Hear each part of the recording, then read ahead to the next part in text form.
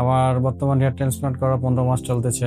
আমার বর্তমানে যে রেজাল্ট আসছে আমি সন্তুষ্ট, এবং আমি যতটুকু প্রত্যাশা করেছিলাম ঠিক সেরকমই আমার রেজাল্ট এসেছে।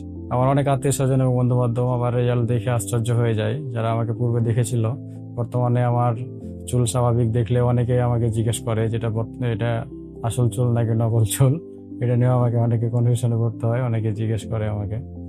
তো সবাইকে আমি সেটা বুঝাই বলি যে আমি ট্রান্সপ্লান্ট করেছি, তারপরে আমার এরকম রেজাল্ট এসেছে। হাই, আমি জহির, আমি একজন প্রবাসী।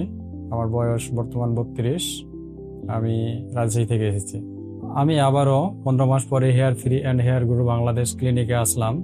আমার সার্জারিতে 4550 গ্রাফ ইমপ্ল্যান্ট করা হয়েছিল। মেথড ছিল সাফার FUE।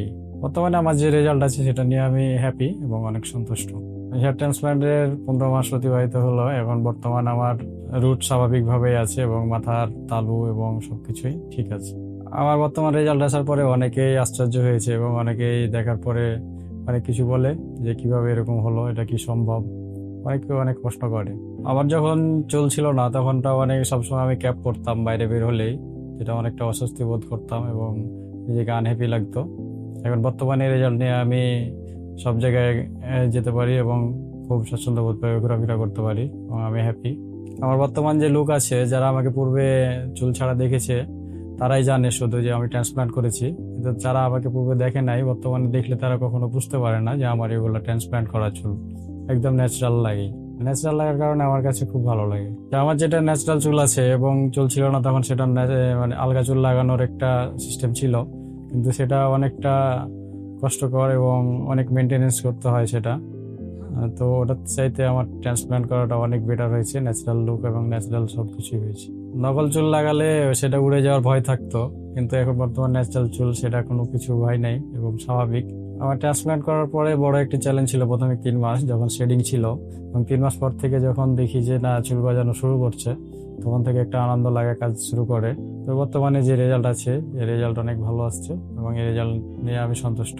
সার্জারি পরে তেমন কোনো সাইড ইফেক্ট বা কোনো সমস্যার সম্মুখীন হয় না এখন। সার্জারি করার পূর্বে অনেক সামাজিক মাধ্যমে দেখছিলাম যে সার্জারি করার পরে হয়তো বিভিন্ন ধরনের সাইড ইফেক্ট হতে পারে, অনেকে অনেক সমস্যার কথা বলেছে, কিন্তু আলহামদুলিল্লাহ আমার 15 মাস মতো অতিবাহিত হয়েছে। এখন পর্যন্ত আমার কোনো সমস্যা বা সাইড ইফেক্ট কোনো কিছু দেখতে পাই নাই বা কোনো সমস্যা হয় নাই এখন। Hair free and hair grow clinic Bangladesh, এখানে ডক্টর এবং স্টাফ সার্ভিস সবকিছু নিয়ে আমি সন্তুষ্ট এবং তাদের সার্ভিস অনেক ভালো। আমার সাথে ট্রান্সপ্লান্ট করার পরে নিয়মিত তারা যোগাযোগ করতো এবং খোঁজ খবর নিত, কখন কি করা লাগবে সবকিছু গাইডলাইন দিত। আমি ওভারঅল সবকিছু সার্ভিস নিয়ে সন্তুষ্ট। যাদের চুল পড়া নিয়ে সমস্যা আছে এবং টাক হয়ে গেছেন, তারা হয়তো অনেক সমস্যা এবং অনেক সমাধানের পথ খুঁজেন, কোনোটা তারা সঠিক গাইডলাইন খুঁজে পান না। কিন্তু আমি বলবো যদি আপনারা ট্রান্সপ্লান্ট করে ফেলেন তাহলে এটা একমাত্র বেস্ট সলিউশন। ট্রান্সপ্লান্ট একদম ইজি প্রসেস, এটাতে কোনো সমস্যা হয় না, সাইড ইফেক্ট নেই, একদম ন্যাচারাল। যারা ট্রান্সপ্লান্ট করার পূর্বে বিভিন্ন সামাজিক মাধ্যমে বিভিন্ন সাইড ইফেক্ট, বিভিন্ন ধরনের প্রচারণা দেখেছেন যে বিভিন্ন ধরনের সমস্যা হয়, সেগুলা না ভেবে যদি আপনারা ডক্টরের সাথে সরাসরি কনসাল্ট করেন, আশা করি ভালো রেজাল্ট পাবেন এবং বেস্ট সলিউশন পাবেন। যারা ভাবছেন হেয়ার ট্রান্সপ্লান্ট করাবেন, আপনারা যেখানেই ট্রান্সপ্লান্ট করেন না কেন, খুঁজবেন আপনারা সব থেকে ভালো যেটা ক্লিনিক আছে সেখান থেকে করানোর।